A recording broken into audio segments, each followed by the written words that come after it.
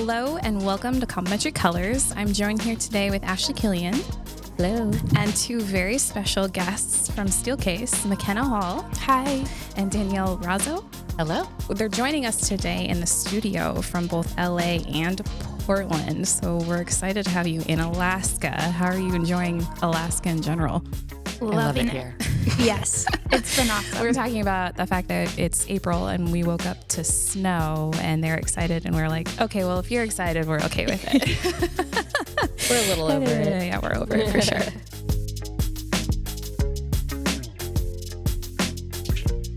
Okay, well, are you guys ready to dive into the conversation for today? Let's do it. All right. Yeah. So first off, what is your role at Steelcase? Danielle, we'll start with you.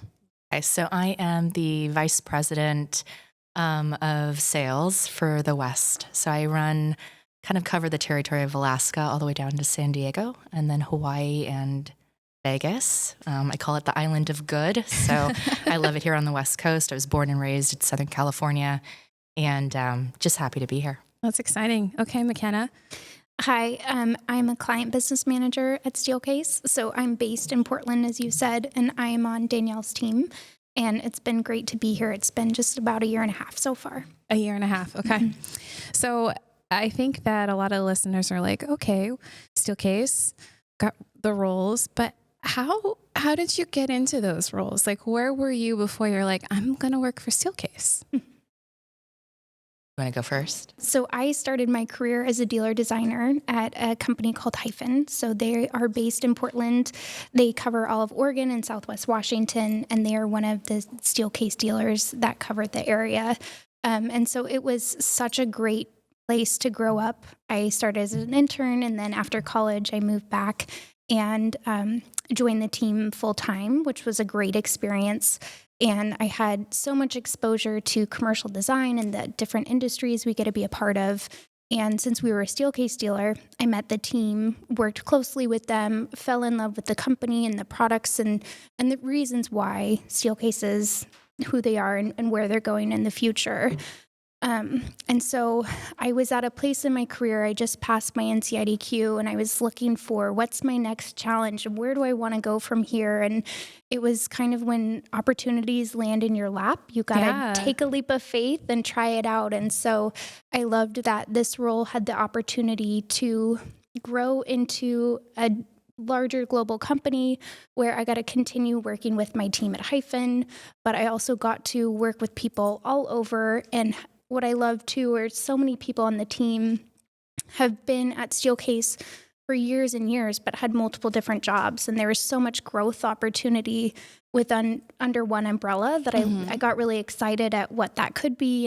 And I just love pushing myself to find something new. So you guys had like the best of both worlds there, where you got to keep your old team and then grow into a new position globally. That's really cool. Not all people get to do that. It's been great. Danielle, what about you? Long career. So tell us about it. So I've been in the industry for about 15 years.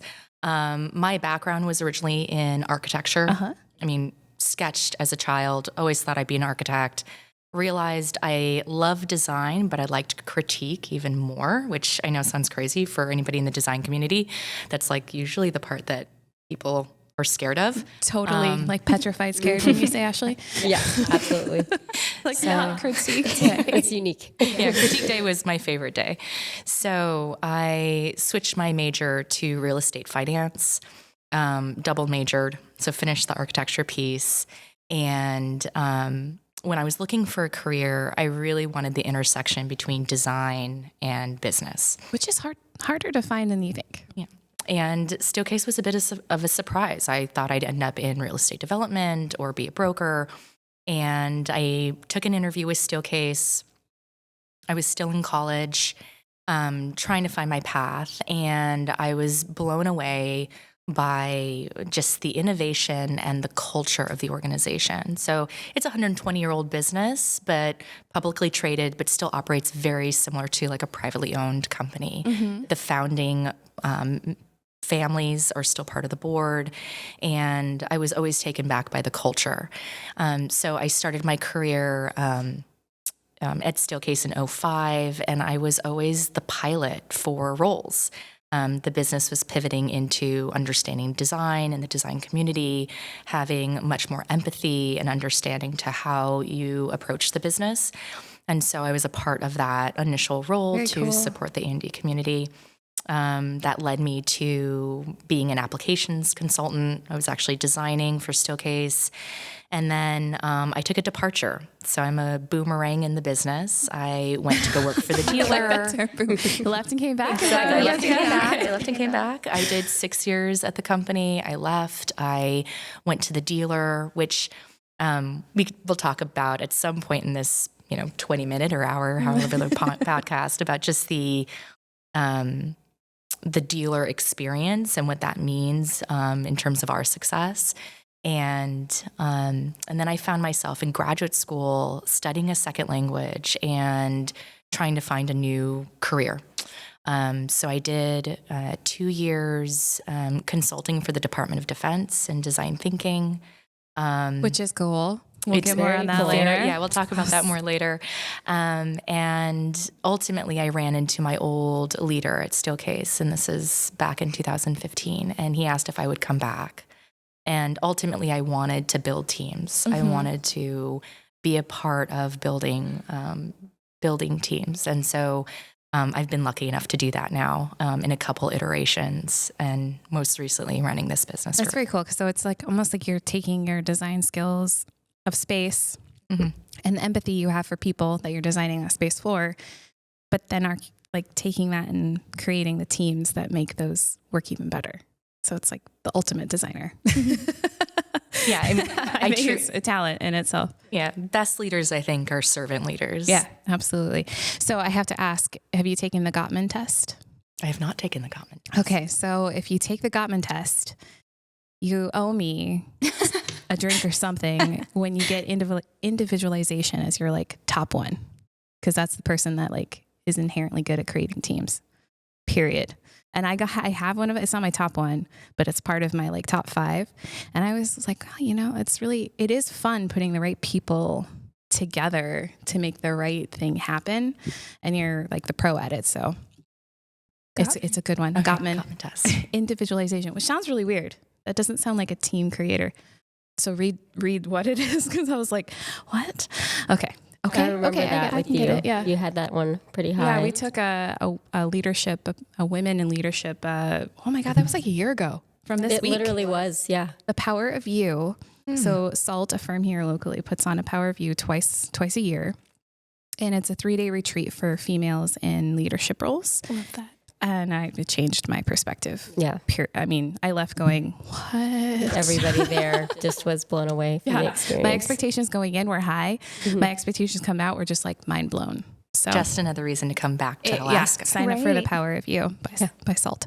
But on the dealer note, so Ashley here spent 10 years at our local Steelcase dealer, and it is really interesting to see the hybrid connection between design school, dealer, and manufacturing rep.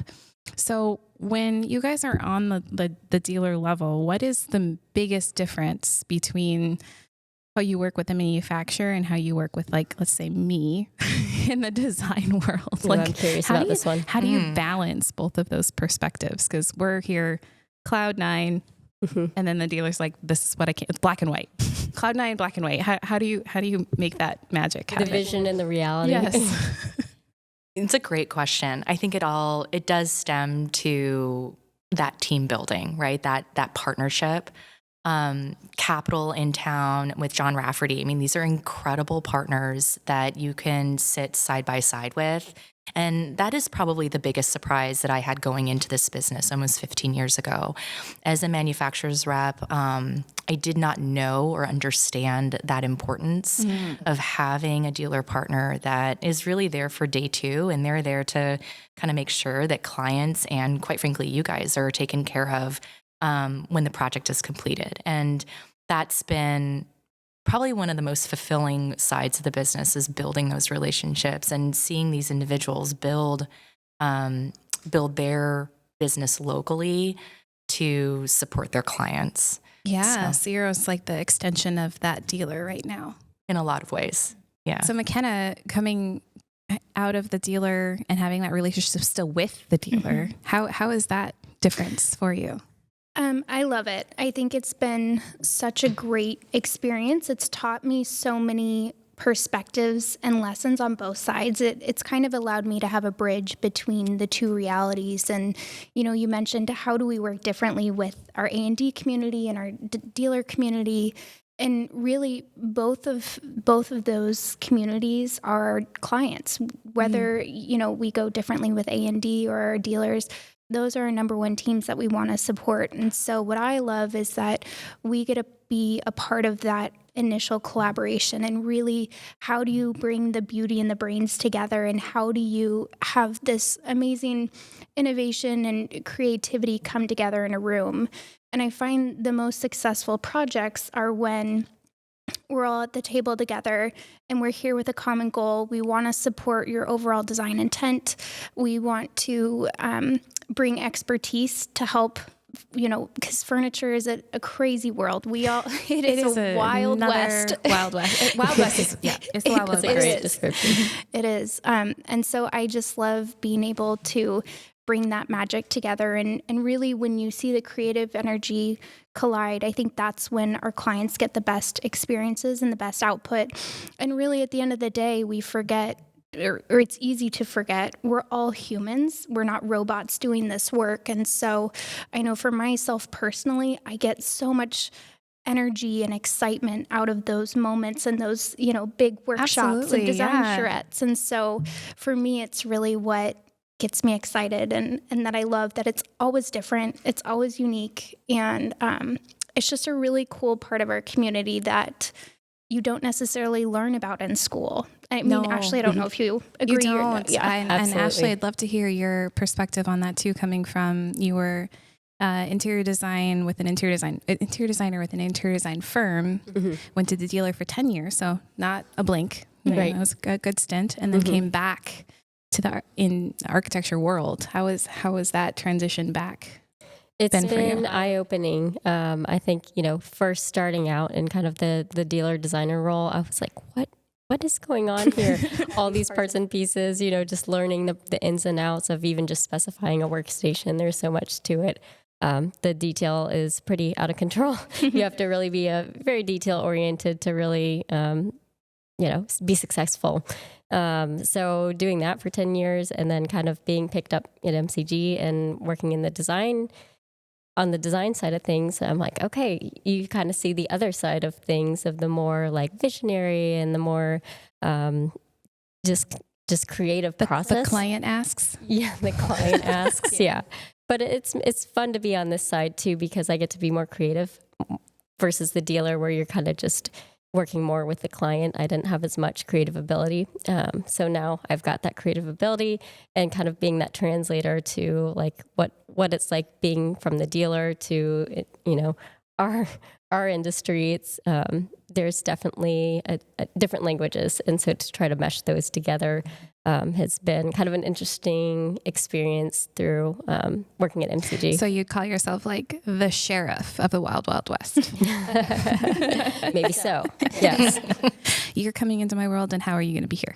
How do you fit in? Well, that's really interesting. I know that you guys have touched a lot on the fact that Steelcase is a global company, which is nothing to bat your eye at. And I think that a lot of people will hear global company, hear all of the countries you're in, all of the things that Steelcase does, but still understanding that it is still a niche, right? Is so specialized in what you guys do, and the detail and the time and the research and the education that Steelcase puts into everything they do is top of the line. I know nothing against anybody else, but Steelcase's white papers and that research tab has been a huge resource for me for like at least 15 years. It's a go-to of like, okay, well, what is the cutting edge research? And we know that Steelcase has interviewed someone somewhere in the world with this issue, or challenge or success or something. And even the other day I was on there and it was like a really awesome thing on the FBI even, which is very interesting because we'll do a lot of design for the military. So just reading this interview with the FBI and understanding how their use of work is different and as flexible as everybody wants to be in the world. They can't necessarily be that way because of their job, but how else they can support the other side of that. So very, very good research. So I want to ask you, what do you think is the most like successful thing about Steelcase thus far? The most successful thing. Yeah. Like your favorite thing about it. So I have two answers. Okay. Let's go one. The first is innovation. It's a good one. Innovation's always good to have in a company. We have never been like the followers, and you see that at NeoCon every year. And I've really loved to see this, 100-year-old company completely reinvent themselves over and over again and really challenge the status quo. Everything from material science to the way we design product, to the way you package things. About 4 years ago, when the world kind of changed, we did a deep dive in terms of understanding how people would meet in the future. This idea of, hybrid workplace. And for individuals like myself, I was always working hybrid. I think that doctor's appointments never really went away. Like, we're still doing these things. Absolutely. Life happens still. Picking up your kids. So, but I do think the research we've done in terms of understanding how people meet and how to create inclusivity and that experience for every user on the screen is improving. And that's been really incredible to watch. We've been lucky enough to have partners like Microsoft who are also pushing the boundaries of tech and being able to blend their technology with kind of quick sprints in custom design. So we have our own custom design house at Steelcase called Studio B, and we'll go with we go to our largest organizations, largest tech companies, and Fortune 100 who have these kind of big ideas on what they want to do, and we'll design products specifically for them. And so part of like our hybrid, like the FBI. Da-da-da. So our new ocular table was an outcome of that, and this idea of creating a different type of meeting space. To answer your question on the other side of what I think is most incredible about this organization, and it's why I've stayed at this company for so long, is the culture. We've always believed that space and behavior over time creates the culture of an organization, and we definitely live that. And I think our company has done that very well. So most of my cohorts have been with the company 35 years, 25 years, and you see that over the long duration of people staying with the organization. That's really cool. And we got to sit in that Oculus table last month. God, New York. What time is it? Yeah. In New York. And it was really interesting. I'm really happy that we weren't just sitting there talking to each other, and we got to be presented with someone on the screen because it was definitely a much better interaction between the person on the screen and the table that was in the room. And then having the fact that all of the small details, right? All the faces are at the bottom of the screen, not the top. Because I was listening to this podcast, weird, and they were talking about how hybrid meetings are so exhausting because digital screens have been taking over our world. And the fact that we are hyper-focusing on eye contact, which we don't necessarily always do in person. Like, you're not always just staring across the table, creepy. Hi, how are you? Like, that would be weird, right? But when you're trying to make a connection digitally, that actually is not weird, and it seems to be more acceptable. So we are hyper-focusing on eye contact, which takes a lot of energy, but then we're also looking at ourselves in that box and wherever that box is in the corner. And the switching back and forth from that is completely annihilating our attention span, which I thought was like, wow, that's different science. I had not heard that stat before. I think that's what Steelcase does so really well. Interesting to see how that was starting to come out in the research when we did the tour last month. So, all right, McKenna, what about you? I think building off of what Danielle was saying around innovation, I think something that I have always been really inspired by, and one of the reasons why I was so excited to join the team is Steelcase's work around really our business drivers are focused on how do we design these better futures for people and the planet. So as I was talking about earlier, we're not all robots. We're people. We're humans at the end of this. And I think it speaks a lot to why our culture works so well, because that is a core principle of what we're doing. And we're not here to just create products to put out in the world.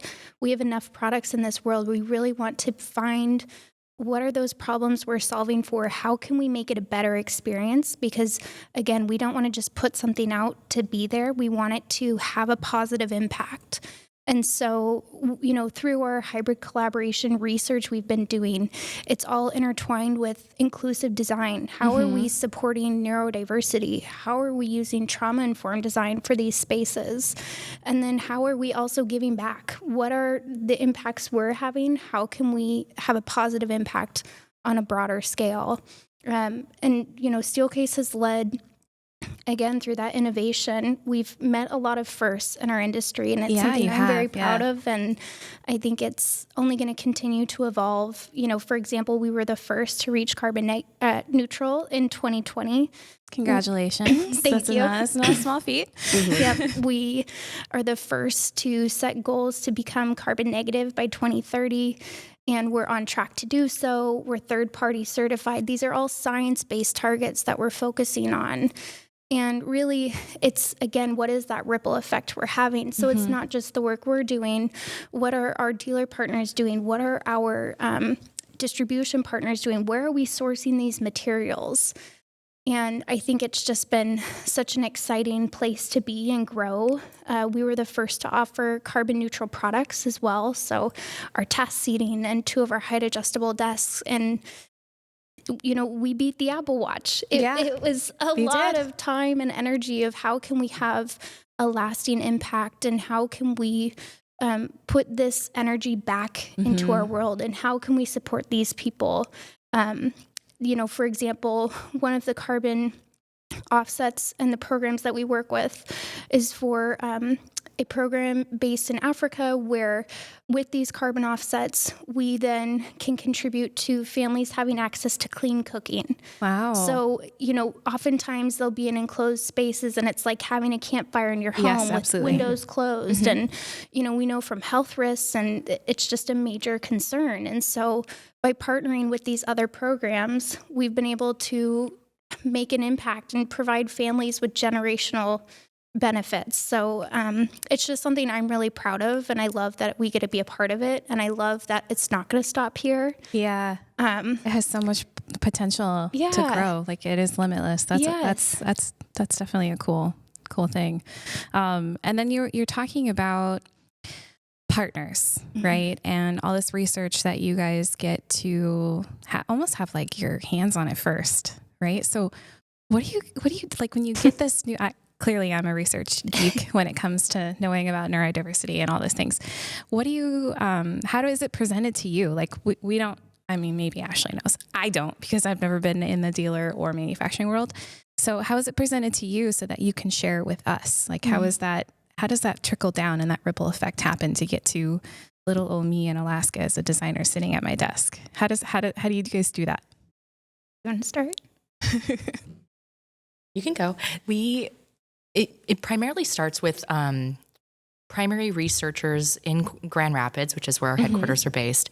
We have a collection of workspace futures teams. They're anthropologists, sociologists, people that are going into other parts of industry to understand kind of what's at the forefront of design or innovation in all aspects. Research department. It's a whole research department. Grand Rapids, okay. About 20 people. And they're really looking at our business and the future of workplace, let's say 20 years out. Okay. And what are those signals? And through their research, it translates into a couple different facets. One, it actually translates into product design. What are we seeing? A part of it then translates to our research team. So they're on-the-ground consultants that work with clients and help them innovate, whether it's change management or get to the future in their business. And then the last piece is not holding all that information for ourselves, but translating it into the market. And so that team will actually take all that research and compile it into whether it's a CEU or even the white papers that you read online. We believe in like full transparency. A lot of times it's hard to dig through all the information on the steelcase.com website because there just is so much, but it's all there. And it's this idea that almost like paying it forward. We've done the research, but if a design firm or a client can make use of that intel and go do something good with it, we're a resource to that. I wanted to go back to the simple fact, or the small fact that you said, but it's a small to maybe a listener, but huge to me. You have a research department under Steelcase. So you are hiring sociologists, anthropologists. I mean, that in itself is really cool. Small detail. Then the next small detail that adds up to a really cool result is the fact that you share all of it. You're investing in this research. These are your employees and you're sharing it with everybody. So you're giving out your why, right? So when we look at trends, and for those that are listening, if you're assuming that we're coming out with like an open office concept because it's a trend, it really is not based on any kind of trend. It's based on science. It's based on the research that Steelcase and others do with these anthropologists and sociologists. So I think that small detail you said was kind of has a big ripple. Because I think we in the furniture industry and interior design in general get kind of looped into that fashion trend movements. And color can play in that for sure. But the movements that we're seeing from private offices to open offices and all the development of neurodiversity and inclusion and equity, all of that is based on these special people that are helping us understand what is coming at us, what we've been doing good, what we can work on better, and how we can just be in general better human beings. So I wanted to make note of that, which was a pretty cool thing. Also, McKenna, so you have, well, first of all, you're both females in what someone might assume is a pretty female-dominated world in this industry. And you're like, it's actually not. Not much. So we were having this conversation the other day, and it was interesting because the furniture world has a lot of males in it, even though the interior design world is lacking that presence and is more female. So I feel like the blend of the furniture and the interior design is like a really great balance now of both female and males and all DEI.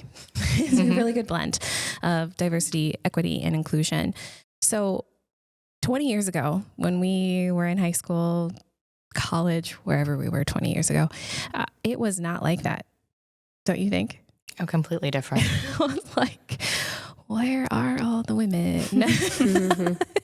So I wanted to hear from you guys how you've seen the trend evolve to be a little bit more female orientated in leadership through your manufacturing process. Manufacturing is very male dominated. Have you seen that trend, I'll call it a trend, continue to move upward? Yes, in all respects. And I think part of it is it's a macro view and then how Steelcase has responded to it. I've always, and this is more personal, for whatever reason, I've always ended up in industries or interests that tended to be lean towards male dominated. So architecture, for an example, is where I started. All of that. Yep. Real estate finance, always male dominated. And when I came to the company, I was probably one of the only females, if not one of the only minorities. I think over a 20-year span time, we have seen, I think our business within itself has been much more, we've pivoted to be much more design oriented and lend itself to hiring a group that can speak to that in that way. So hiring more females that can relate to the interior design community that's predominantly female. What's interesting is that over the past 10 years, it was still predominantly male leadership. And about 3 years ago, our organization, the board, made the decision to nominate Sarah Armbruster as our first female CEO. And that was 3 years ago? That was 3 years ago. Okay, awesome. And she set in place benchmarks to improve DEI and improve diversity whether that be male or female or just in general diversity with all areas of our organization. Yeah. And so those benchmarks were set about 3 years ago when she came into place. And it's been, quite frankly, just really wonderful to see the number of women in the organization just get celebrated. And I think that's beyond Steelcase. I think that's just within manufacturing in general. And so, personal question. Yes. How does that make you feel personally when you see that happen? Does that give you hope and inspiration, or feel like you're heard more? Like, what does that translate to you personally? I think it builds a future where, so I have a 5-year-old daughter at home, and it builds a future where you can pretty much do anything and be anything. I like it. And I was talking to McKenna on the drive over here about what do I see, or trends that I've seen just in young women, young professional women. And if there's any mark or anything that I could leave the business world, is telling young women in their 20s not to plan their life around the job that they think they can't have because they want it all. Snaps to that. So I think there is a perception in the mindset that you have to do more to get to a certain level, or you're working longer hours, or and it's not true. Every human has 24 hours in the day. It's the way you use that time. And I think there is a incredible moment in time for us to be able to lean into that. Yeah, absolutely. I love that answer. All right, McKenna, what have you seen on your side of that fence? I would say it is such an awesome inspiration to have. I mean, having Danielle as a leader of our West Business Group has always been a big highlight for myself. We have a lot of other female leaders, and so I love that there's this trajectory of grab a seat. We all want you to be here. And it's inspiring as I'm newer in my career and newer in my role that there is this really endless opportunity for growth. And why not have that open mindset, kind of like what Danielle was saying of, I think it's easy to get trapped in maybe I'm not qualified for that, or Absolutely. I don't have enough experience for that. And I love that we're in a community and a culture that we want to encourage that to be the norm. We want people to try, and that's been a really great impact. I've, also grew up around a lot of really strong women. My mom was always a working mom, and she went back to school and got her master's and now runs her own clinic. And it's just been great. I've been surrounded by these really empowering women. And so I recognize that, 30 years ago, if I were this age, it may not have been the same experience. We were talking at dinner once, and it was, when did women get allowed to have their own bank account? Pop quiz. Yes. When were women allowed to have their own bank account and own property? Yes. Shockingly, recently. Not long. Do you have a guess? Yeah, Danielle, what's your guess? So I'm going to answer it with a comment. So my mother started her company, her business. She was born in 1949. Sorry, Mom.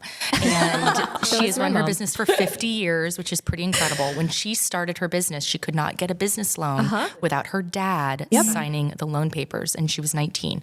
So my guess is somewhere. Your mom was 19 years old. Yes. So in the 50s, and she's starting her own business. Yes. That's amazing. What a badass. I just know Kudos to your mom. Okay. Yeah. Okay. So Side note, badass. I know. Side note, 50 years in the business, run her own company. It's kind of incredible. But and fearless, just absolutely fearless. But she does that comment around not being able to have your own business credit card, not being able to sign a business loan. So my guess is somewhere in the 60s. Actually, 74. Oh, God, that's Your poor heartbreaking. mom. Mm-hmm. Really, honestly. Like, rough. Unless you got married and then the husband signed for everything. But yeah, females couldn't own any of that until 1974. Legally, on paper. Isn't that insane? Mind blowing. And I think for me, it puts so much in perspective, right? That single fact changes what our experiences are in this world and what we can achieve. And I love that your mom, she's like, well, screw that. I'm still going to run my business and I'm still going to find a way. And so I think that is such an inspiring message to have. And, I also had another moment recently. The West Business Group got together which I always love. It's always fun to reconnect and understand what's going on and what are people seeing. And we had a few sessions where people would share updates, and I shared an update on a project I was doing, and I had a slide of every teammate I got to work with in this project. And it didn't even encompass everyone, but it was so cool in front of our whole West Business group. Out of the 20 people, 18 of them were all female, and like major players in the game. And, of course it was during March, and International Women's Day it was just such a fun moment to celebrate. We have all of these powerful, strong and innovative, creative, and just intelligent people in our sphere, in our world. It's great to see these people have bigger platforms to be a part of the conversation. And a better avenue to attain their goals, which is always going to be good for anybody and all areas of inclusion. So I think when I was doing research on it, 20 years ago, we were talking about like when I was just getting out of school, dating myself. I definitely didn't see as many women at the table as I do now. And the research was showing me that actually in the last 10 years alone, female leadership has gone up 114%. Wow. I know. I love that. So one decade, we've just kind of like leaps and bounds over with a huge global pandemic in it. So kudos to us female leaders. I think it just goes to show we're better together. It's so true. Support.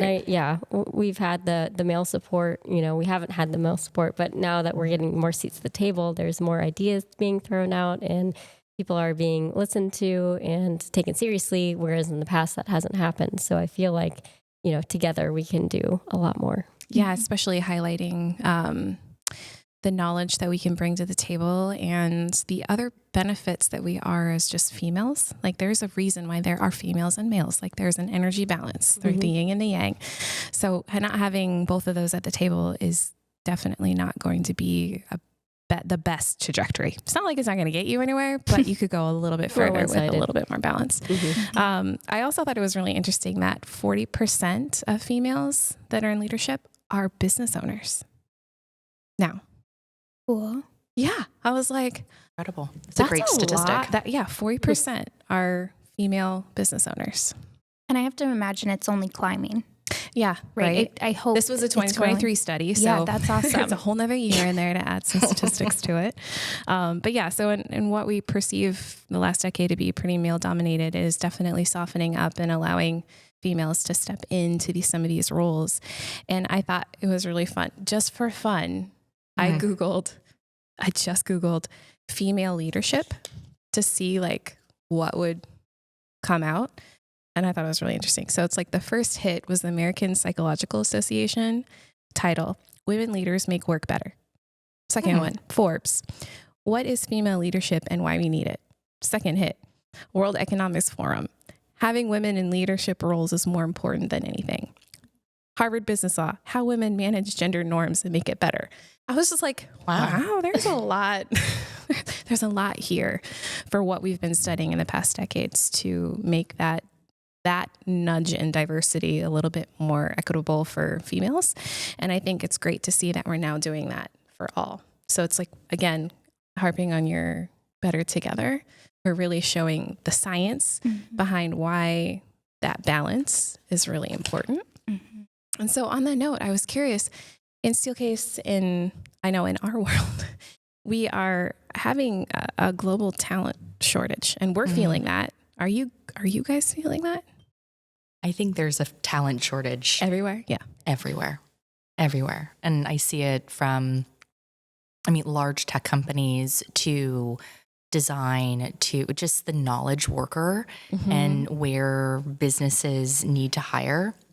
Huge gap. And I do foresee that to, quite frankly, get worse over the next decade. That's what they were saying, which is so sad. I was just gonna hit you with that, but you knew it already. Yeah.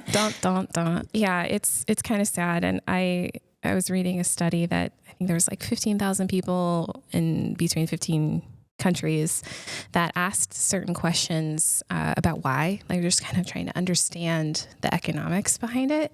And it was really interesting to hear that it wasn't at all about pay. not even a little bit about your pay. It was all about the challenging work, skill development, and flexibility. I was like, wow, that's such a shift. Because I think if they would have taken that study 10 years ago, it probably would have been pay. Mm-hmm. And with our inflation, I mean, it's surprising that pay is not up there as high as the challenging work, skill development, and flexibility, just because of where we're at in our financial picture in the global universe. But I thought it was really interesting that, really individual choice and preference is ringing high and true. And it just nods back to the research that, Steelcase is doing to understand. I'm sure your team already knew that and knew that like 10 years ago because they're global forecasters. But it's really interesting to see that this talent shortage can be helped and addressed by the right solutions in space, and how we're applying that space to the company and making the culture actually shine instead of it just being a shiny pay benefits package. Yeah. So I think that's really interesting to see how that shift is kind of shifting into our realm of how we're taking empathy and creating something to give them something back that is an experiential thing, not just a one-time payment every 2 weeks. Do you have anything to add to that comment? Yeah, I see you like nodding your head. You're like, Yeah. Well, I think back to, so when I joined, when I went into the industry in 2005, there was a CEO at the time around generations at work. And it was a conversation around what we're experiencing today, which was a lot of people, people that have incredible knowledge base in any industry, across any industry, that were retiring at mass speed. And they were scared of us millennials. Scared of the millennials. And now we're the ones, that they can't promote fast enough because there is such a gap in terms of those knowledge workers in that generation, and trying to attract, retain, and develop the next generation fast enough to keep their business, whatever business it happens to be, going forward. I do think space adds an interesting layer to it. And I think COVID, even in a more interesting way, where it sent everybody home and everyone had this perspective, okay, we're all going to stay at home moving forward. And there is a researcher at Stanford who I just listened to as a podcast a couple weeks ago. And forgive me, I don't know his name, but he talked about the idea that that hybrid would never really go away, in the sense that we do believe people will be in the office 3 to 4 days a week. But if he was going to advise a 20-year-old, a 22-year-old leaving college, that absolutely I would not, he would advise that student to take a job that was in the office 5 days a week. Absolutely. For mentorship and development. And the other side of that story is a business owner to remind the senior level executives or leaders in their organization that part of their role is to mentor and develop the youngest people in that office, because at some point they're going to retire, and that the health of the overall organization, right, feeds off that. And so I do think space is more important than ever. And maybe it's not, sitting in a cubicle and being on your computer for 8 hours a day. It's more around the social spaces. Yeah. And how do you connect? And of course you need privacy. It's going to be the most important thing in terms of how do you take these hybrid calls. But the social aspect and the social collaboration that individuals have within the office is really the key component to your business's success moving forward. Yeah, I completely agree. I think that COVID definitely gave us a perspective that life and work are kind of mutually exclusive, that you can do both in a 24-hour period of time, and it doesn't need to be as segmented as we thought it needed to be before. So McKenna, I'm really curious to see what you've seen successfully play out since our comeback to work challenges on supporting those folks that are full-time or the hybrid in the office. How are you attracting and advising people to attract them back? Well, I think that's a great question. And I think a lot of it builds off of these different buckets of research that all really combine together. as Danielle mentioned earlier, Steelcase has been doing research on our workforce since the beginning of the pandemic, long before, but in relation to the pandemic. And we've, surveyed over 63,000 employees, and we've continued to do it every year. And what I love about our most recent launch of our sharing this information is we compared the workplace tensions between what are leaders wanting and expecting and what are those employees needing and wanting, because it's not always the same, and oftentimes they can directly conflict. That is a really good point. So you're looking at both challenges to find that middle ground. There's so much employee empowerment, and we really want to celebrate that. And one of the things that I find is really interesting, again, building off of that Stanford study and what you were just sharing as well, is the top 3 reasons of why employees want to come to the office, they're focused around getting their work done and getting it done efficiently. The next 4 reasons are all around socialization and building those relationships. And I think it speaks so much to kind of our human nature, and when we really strip it down to our hierarchy of needs, right? It's that human connection. Yeah. And I think it's so imperative now. Danielle and I were talking about it on the way over, is there really is such a global epidemic, and in zooming in even on the US, on mental health, on depression. What are those social anxieties, and how do we come back together, and how do we support individuals? Because we're not coming back together in the same capacity. Everyone has different experiences. Everyone has different outcomes and outlooks on what, the last 4 years has done. Yeah. And so I think where the best successes are is where we can really understand and use that design thinking. How do we go through this iterative process and leverage the empathy that we have to understand different organizations, different teams, and different individuals to find a solution that works best? Because I think, as Danielle was saying, hybrid collaboration is here to stay. Hybrid work is not going to just go away. I think it's going to continue to evolve, and it's going to be an ongoing journey. So how can we kind of jump into it, get excited about it, and not be afraid to make a mistake? Okay, we can put floaties on. Yes. And just, sit there in the sunshine and figure it out. Yeah, exactly. It doesn't have to be like a solution like that. You had made a reference to challenges with both leadership and empowering the workforce. What is a simple example? I think an example that comes to mind, so think of real estate utilization. A lot of organizations are looking at their floor plans and they're seeing the square footage they have and they're thinking, holy cow. Yeah. When we come to the bottom line, X amount of square footage is not in use whatsoever. People aren't coming in. So we either need to change the real estate or we need to get rid of it entirely. But what leaders are also saying is, we know people want to come back together to collaborate. So I'm not going to go find a larger office necessarily. What can I do with the existing space? Maybe I'm even going to downsize, and maybe I'm going to remove some of those individual spaces to bring in these collaboration spaces, because I know that's why people want to come together.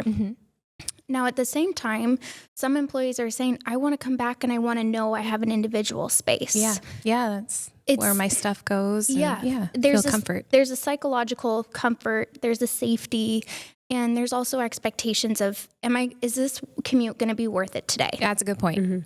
Is today worth going into the office? Yes. And what I think is, I'm finding and I'm hearing and driving over and over is, it's no longer just the commute into the office. Is this commute worth leaving my desk for? Am I going to have the other spaces in the office? Have we not had that one a daily? Really? Multiple times. Do I have to go to this meeting, or is there? Oh, it's virtual. Exactly. And so what I am excited about is, how can we solve these tensions in space, and how can we create spaces that can be adaptable and flexible to where the employees can take over, they can own it for whatever experience they need without having to engage facilities every time or without having to ask permission. We want it to be hackable. We want it to be changeable.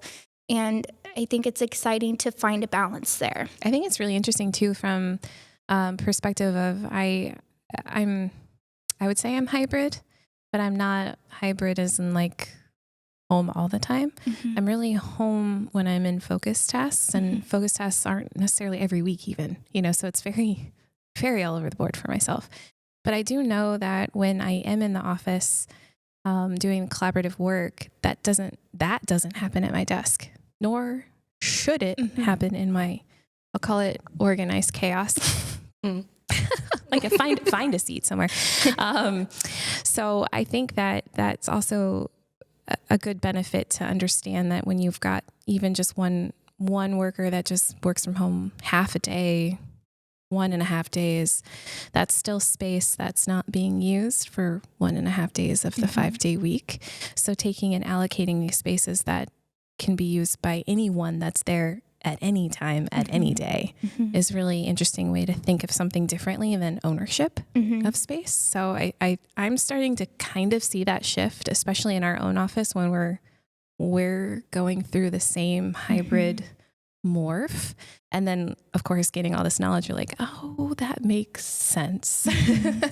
And then understanding, because we know each other pretty well, right? So we're like, yeah, that personality, that fits that piece of science. So it's really interesting. It's almost like our little office is a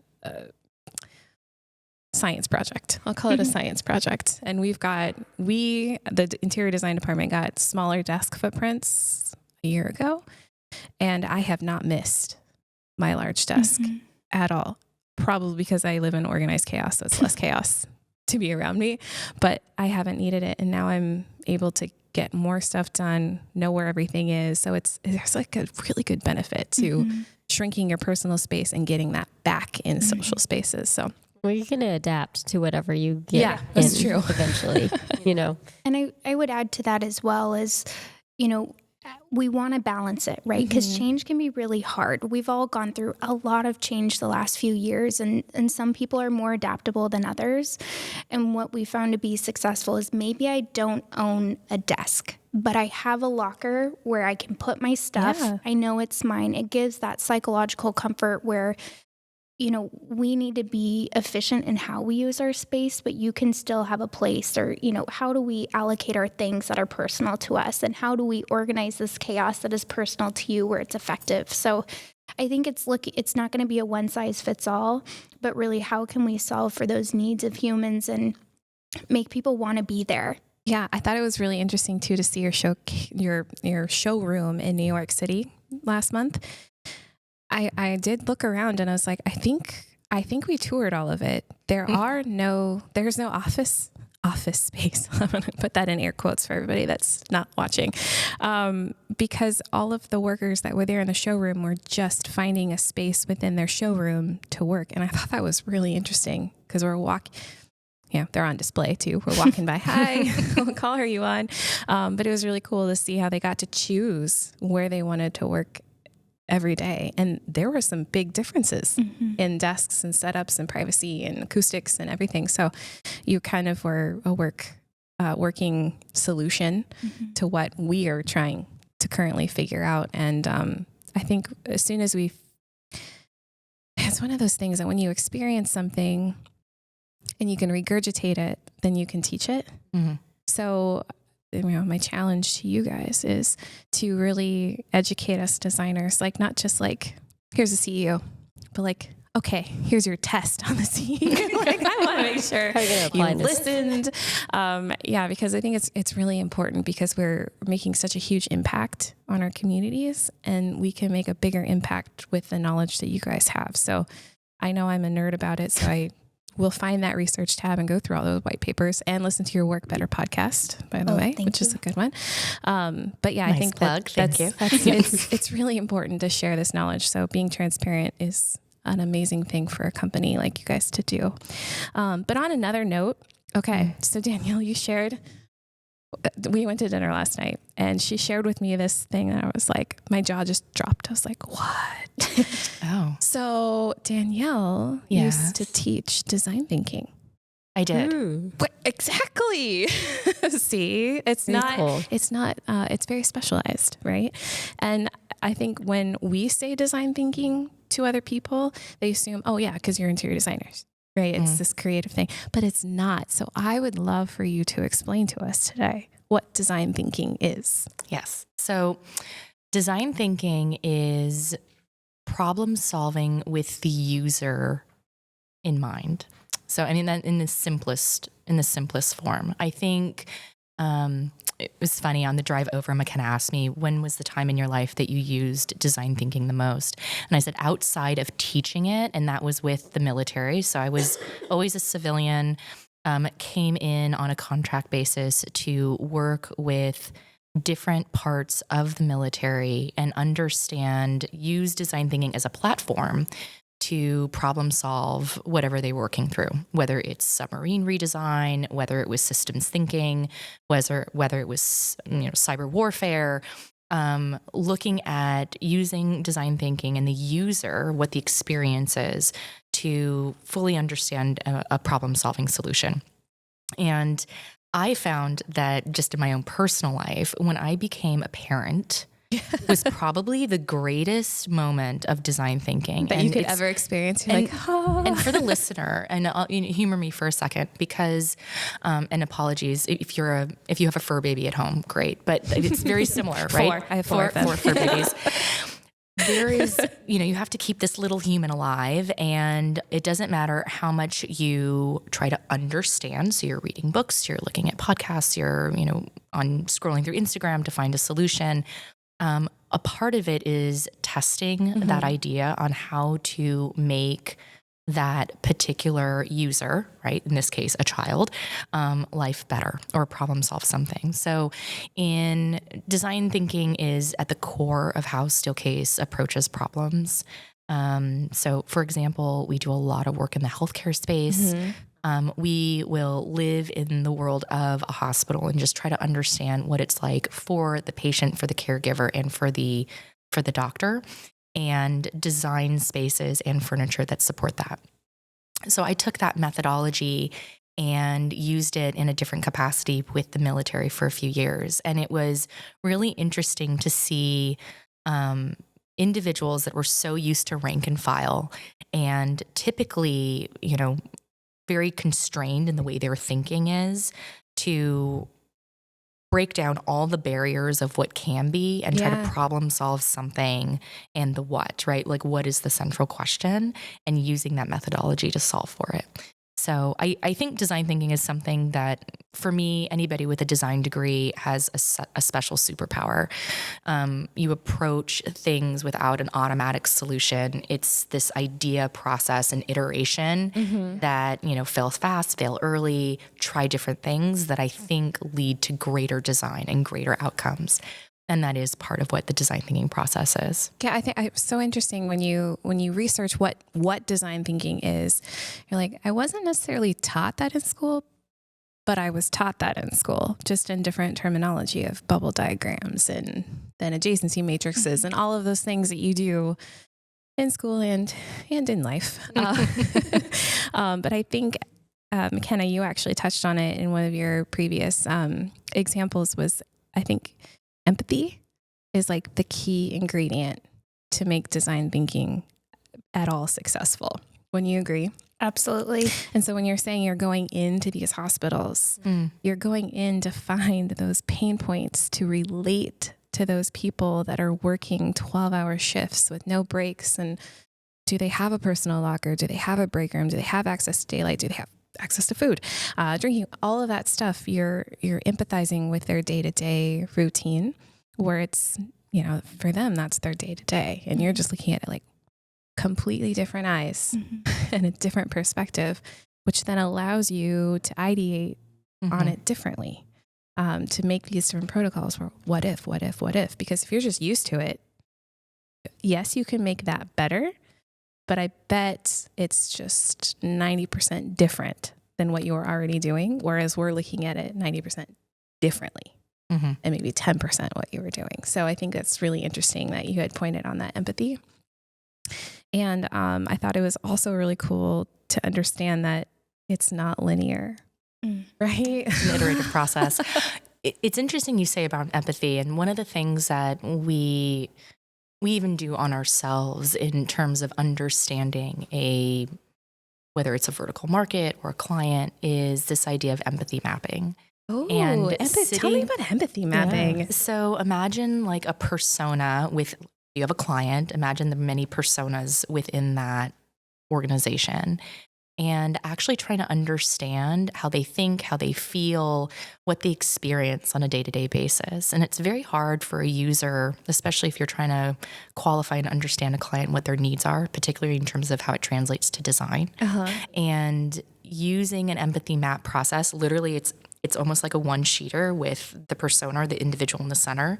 And how do they think? How do they feel? How do they experience a space?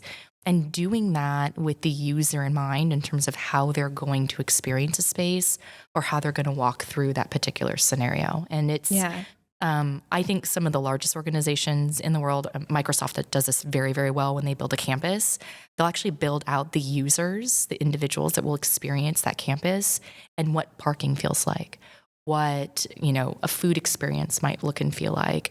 They'll actually go through what does trying to find a meeting space look and feel like, and try to go into the mind of the user to map out and design a space. It's really interesting because we do that, but we coin it the day in the life. Yeah. So then we find those personas per project type and then literally follow them from going there, parking, going through, and then leaving. So that's really interesting. Empathy map is a really great way to put a better blanket term over that. I was recently just shadowing a manager in a cardiology unit a couple of weeks ago, and it was eye-opening on how this department was functioning really well. Like they're making really good movements and change for our community that clearly needs support in the cardiology department, but they were doing it with like less than half of the tools that they really needed to.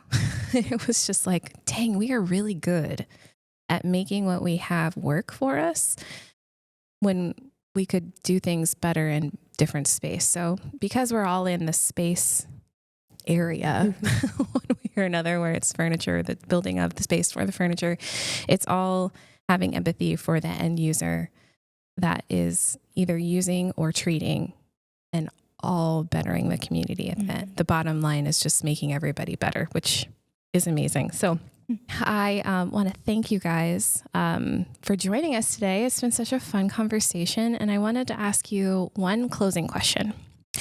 And the question is, if you, I'm laughing because I'm so curious. What are you know. gonna I was ask going to us? say, here it Wait a comes. minute. If you were to tell a little designer like me what you wish I would have known or wish I would have done, what would you say? Well, I'm laughing because I'm looking to you for this advice. I'm like, wait a minute, I'm the little designer. I need Melissa's advice. So that's why I'm giggling right away. I think, What do you wish designers like me knew? on an overall scale. Well, with all the knowledge you have, and then all the knowledge that we have access to, but not a lot of time. I would add keyword time. What would you wish that we would put more attention to? I don't even think it's ownership on you all. I think it's knowing that we are here to partner with you. As we've talked a lot about, we do research and CEUs and white papers beyond the world of furniture that we live in. We also have so many amazing tools that we want to share in addition to it. We have amazing workplace tools and all of our research that can help really work in tandem together with your clients to help solve their needs. And so I want you all to know that feel free to lean on us and ask us, hey, I have X amount of design billable hours left, and I really want to... You have a friend in me. Exactly. But we really want to ensure this client is getting the best experience and we're providing the best solution. It goes so much further than just products. And I get really giddy about it. I think it's exciting to be a part of that level of detail and workshopping and design charrettes and just the information you gain and the connection you get with your clients as well as our partners, our A&D partners. It makes it so much more impactful. And I think it results in such a great success. You can see that energy in the space. So if anything, I hope you know that we want to help. We want to be there. So please lean on us. You guys are all doing amazing work. And there's only 24 hours in the day. There's only 24 hours. I did ask for more time from John Weir today. I was like, he's like, do you need anything from me? I was like, another hour in the day? Say that all the time. What about you, Danielle? Do you wish that we knew? It's a charged one, I know. It's a charged one. I know. I think McKenna answered it perfectly in the sense that some of my best experiences is when I had, I believe in work-life integration. Like, yep. The designers in my life are my friends in my life, and we, we're solving a problem together. So whether it's a challenging client that is really hard articulating, how they collaborate or, what type of privacy they need in their space, and, not being afraid. Not that designers are ever afraid, but we pick up the phone. We can pick get up the phone in our boots because it is the Wild West. We're talking about the Wild West here. But I think, we're more than just furniture. And so a lot of times some of the best engagements I've had is when we are at the table just talking about research or the things that the client's trying to solve. We're all on that one team trying to make the greatest space for this individual client. That's awesome. Well, that's a good note to end on. We're more than just furniture. We are teammates. I love it. So thank you again for coming all the way up to Anchorage, Alaska, and giving us this time of your day. I appreciate you so it. much. Awesome. Thank you. Yay. Complementary Colors is a production of MCG Explore Design, an architecture and interior design firm located in beautiful Anchorage, Alaska. If you'd like to hear more future episodes, be sure to subscribe to Complementary Colors wherever you find podcasts.